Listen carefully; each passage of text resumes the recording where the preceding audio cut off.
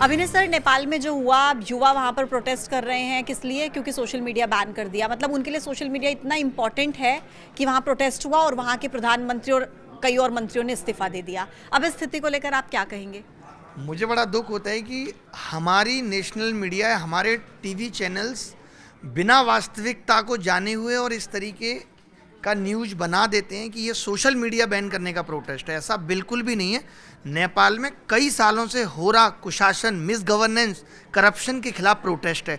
Social media तो ये सरकार की प्लानिंग थी। उनको मालूम था कि ये बड़ा प्रोटेस्ट होने जा रहा है। देश में बहुत बड़ा प्रोटेस्ट हुआ है। संसद भवन में आग लगा दी गई है। वित्त मंत्री जी को सड़क पे दौड़ा दौड़ा कर पीटा गया है, जो इतने सालों से उनके यहाँ टैक्स से खेल रहा होगा। तो ये ऐसा नहीं है कि सिर्फ जैन जी इतना पागल हो गया है कि यूट्यूब बंद हो गया तो वो चिड़चिड़ा गया और एक दिन में इतना बड़ा प्रोटेस्ट हो जाएगा कि प्रधानमंत्री को नेपाल छोड़ के भागना पड़ेगा।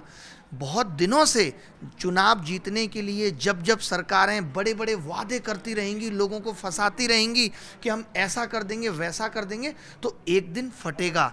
श्रीलंका में आपने देखा, बांग्लादेश में आपने देखा और अब आप नेपाल में देख रहे हैं। तो ये एकदम गलत है। ये जो सोशल मीडिया बैन है ना, ये प्रोटेस्ट को रोकने के लिए, जो प्लानिंग लोग कर रहे थे उसको रोकने के लिए बैन लगाया गया और उससे चिंगारी और भड़क गई और वो रोक नहीं पाए। तो ये जो सोशल मीडिया वाली खबर है, ये उतना बड़ा आधार नहीं है। नेपाल में बहुत सारी गलत चीज़ें हो रही थी जो देश की जनता ने नहीं स्वीकार किया और इससे बाकी देशों को भी सीखने की ज़रूरत है जो आसपास हैं।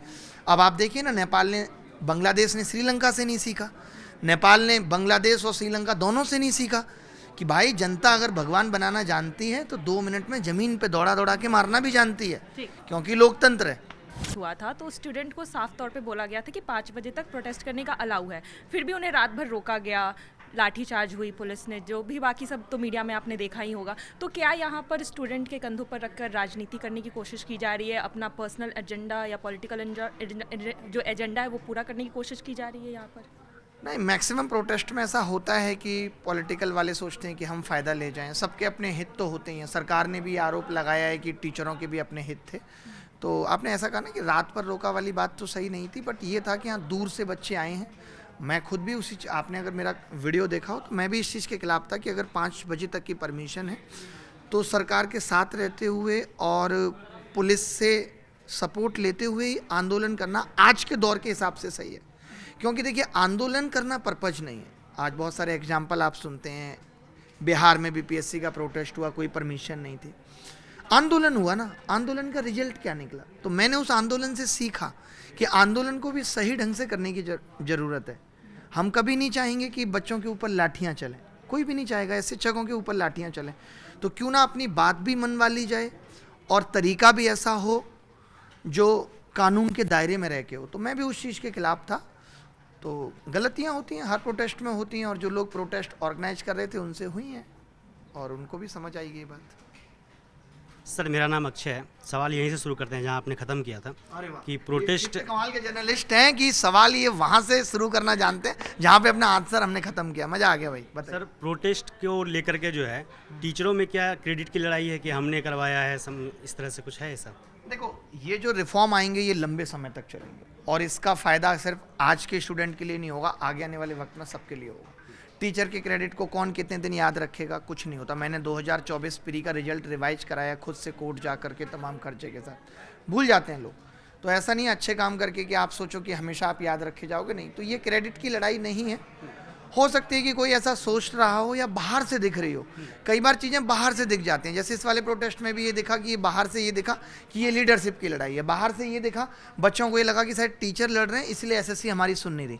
ये सारी बातें का कोई मतलब आधार नहीं है, बेकार की बातें हैं। इन सबसे ऐसा कोई टीचर नहीं चाहता और सबके पास भगवान की दया से इतना कुछ मिला है इस दौर में। अब आगे आने वाले वक्त में उतना तो नहीं मिलेगा। लोग भी समझदार हो रहे हैं, बच्चे भी, दुनिया भी, सरकारें भी। तो टीचर्स को इतना मिल गया है अब तक कि मुझे नहीं लगता कि अब इस चीज़ की लड़ाई उनको करनी चाहिए, रह गई है इस चीज़ की लड़ाई। दूसरा सवाल मेरा ये है, चूँकि मैं बिहार से आता हूँ तो बिहार से मैं अच्छा, बिहार के रहने वाले हैं? बिहार के रहने आपने बोला बिहार से आता हूँ, मुझे लगा रोज आते हैं। तो बिहार से रिगार्डिंग सवाल है। हाँ। खान सर जब पढ़ाते हैं उनके कई सारे वीडियोज़ ऐसे वायरल हुए हैं जिसमें वो लड़कियों को लेकर के मतलब एक एग्जाम्पल देते हैं कि उनके मेकअप को लेकर के, बाल को लेकर के। तो क्या पढ़ाई में ऐसे मतलब बताना चाहिए, ऐसे उदाहरण देना चाहिए आपके ख्याल से? मैंने ऐसा कोई देखा नहीं है। अगर आपके हिसाब से मैं मान लूँ कि ऐसा कोई उदाहरण दिया गया है जिसमें महिला जाति को तकलीफ पहुंची है तो खान सर की तरफ से मैं माफ़ी मांगता हूं और उनको मैं पर्सनली ये बात बोलूँगा कि वो इस तरीके की बातें ना करें।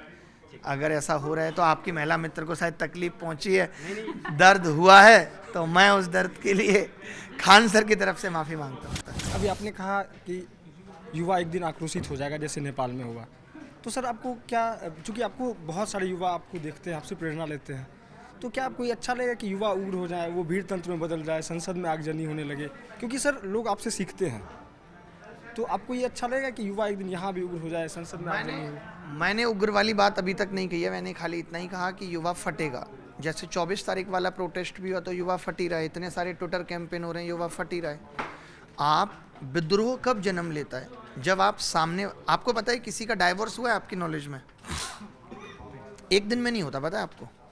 प्रॉब्लम बढ़ती हैं, 1-2 साल चलती रहती है। लड़की शिकायत करती है आपके अंदर ये कमी है, सुधार लीजिए। लड़का शिकायत करता है आपके अंदर ये कमी है, सुधार लीजिए। उसके माँ बाप से शिकायत करता है। ऐसे ऐसे करके सारी चीज़ें संगठित होती रहती हैं और फिर एक दिन फटते हैं दोनों। फिर आप देखते होगे कि मोहब्बत का जो आखिरी पल होता है वो जलालत वाला होता है। शादी छोड़ दीजिए, ब्रेकअप में भी पहले से प्रॉब्लम चलती रहती है, एक दिन में ब्रेकअप नहीं होता। लास्ट में एकदम जलालत तक चले जाते हैं, तुमने मुझे क्या दिया, मैंने तुम्हें क्या दिया, उसी को फटना कहते हैं। तो जब आप संगठित होने दे रहे हैं चीज़ों को, आज का युवा 2023 से कोर्ट में उलझा हुआ है, 2024 कोर्ट में उलझा हुआ है, क्या सरकार की जिम्मेदारी नहीं है वो ये देखे कि इतने सारे कोर्ट केस बच्चे क्यों कर रहे हैं एसएससी के खिलाफ? क्या एसएससी में बदलाव की वाकई में ज़रूरत है? ये कह रहे थे हम सीईटी लेके आएंगे, कॉमन एलिजिबिलिटी टेस्ट, लाई क्या ये? नहीं, क्योंकि इन्होंने सरकारी नौकरियों के फॉर्म को कारोबार का जरिया बना दिया। आज आप बताइए, यूपीएसआई का नोटिफिकेशन आता है, उत्तर प्रदेश सब इंस्पेक्टर, उसमें फॉर्म फीस के अलावा कुछ नहीं है। नोटिफिकेशन के मायने क्या होते थे? आज से 3 महीने बाद हम ये एग्ज़ाम लेंगे, इतनी वैकेंसी हैं, इन चरणों में एग्ज़ाम होगा, इस डेट से एग्ज़ाम होगा, ये सिलेबस होगा, पढ़ लीजिए। आज फॉर्म फीस के लिए नोटिफिकेशन निकाले जा रहे हैं, 400 रुपये फॉर्म फीस। यानी सरकारों ने, जहां एक युवा सरकारों को इस नज़र से देख रहा था कि हमें नौकरी मिलेगी, आपने उसी को कमाने का जरिया बना दिया, तो कैसे नहीं फटेगा? अब एक घर में 3-4 लोग, 5 लोग जब बेरोजगार हो जाएंगे, सोशल मीडिया पे स्क्रॉल कर करके पागल हो जाएंगे, तो क्या करेंगे? फटेंगे। पहले घर में फटेंगे, फिर समाज में फटेंगे, कि फिर बाहर फटेंगे। तो ये आगाह कर रहा हूँ, एक शिक्षक होने के नाते ये मेरी जिम्मेदारी है कि मैं सरकारों को आगाह करूँ। अगर उन तक ये बात नहीं पहुंच रही है तो इतने सारे करोड़ों लोग या लाखों लोग जो हमसे जुड़े हैं, उनकी आवाज़ हम सरकार तक पहुंचाएं कि बच्चा आपसे खुश नहीं है। सर आपने कहा कि मैं शिक्षा मंत्री तो हूँ नहीं कि चीज़ों को ठीक कर दूँ, अगर आप होते तो आप क्या करते? एक हाइपोथेटिकल सवाल है, अगर आप शिक्षा मंत्री होते तो आप क्या करते? बनना चाहते हैं आप? पहले मुझे बताइए। मतलब मेरा ऐसा राजनीति में कोई इंटरेस्ट नहीं है, क्योंकि इतनी गंदगी है और वहाँ जाकर के उस गंदगी को साफ करना, मुझे ऐसा लगता है कि मेरा काम सत्ता हटाने के बजाय लगातार सत्ता जगाने का रहे तो अच्छा है। कल को मैं किसी भी पार्टी से चुन लिया जाऊँ तो मेरा क्या होगा कि मेरे विचार उस पार्टी की विचारधारा का गुलाम बन जाएंगे, फिर मैं उसके खिलाफ कभी नहीं बोल पाऊँगा, और वो मेरी प्रकृति में नहीं है, वो मेरे नेचर में नहीं है कि मैं नहीं बोल पाऊँगा। आप देखते होंगे मैं अकेला ऐसा आदमी हूँ, आप किसी के भी सोशल मीडिया को देख लीजिए, कोई फला पार्टी का प्रो है तो कोई फला पार्टी का प्रो है, एक दूसरे को बचाने का काम करते रहते हैं। मैं यहाँ जहाँ सरकार की गलती है सरकार पे भी उंगलियाँ उठाता हूँ, और मेरा जिस दिन मन करता है कि ये विपक्ष की सरकार भी उस राज्य में ये खुद ध्यान नहीं दे रही, ये क्या करेंगे, तो मैं उनको भी बोलता हूँ।